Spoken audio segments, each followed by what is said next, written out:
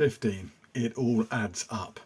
In the book of Colossians, we read, the Son is the image of the invisible God, the firstborn over all creation. For in him all things were created, things in heaven and on earth, visible and invisible, whether thrones or powers or rulers or authorities. All things have been created through him and for him. He is before all things, and in him all things hold together. Wow. It's estimated that the universe contains 100 billion galaxies, each containing around 100 billion stars, of which our sun is just one. It blows the mind. And it tells us that we will never fully understand our Creator or his ways. He's far bigger and beyond us than we can ever imagine.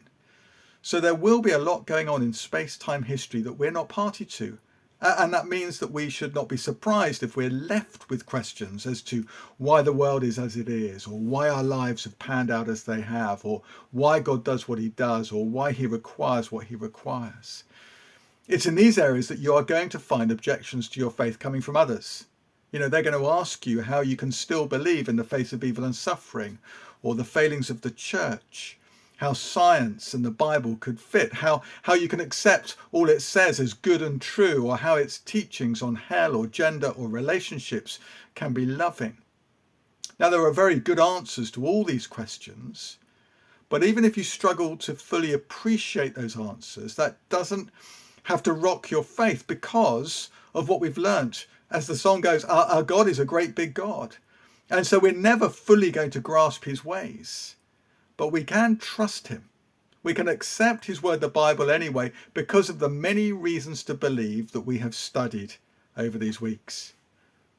Nicholas Copernicus was a 16th century astronomer. Before he lived, most people thought that our planet was the centre of the solar system, and that the sun and everything else revolved around us.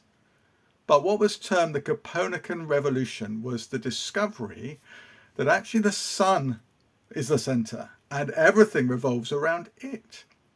Well, that's the sort of revolution in thinking the things that we've considered should bring about. We've come to realise not only that there is a God, but that his Son is the centre of the universe. And so how we think and act must now revolve around him.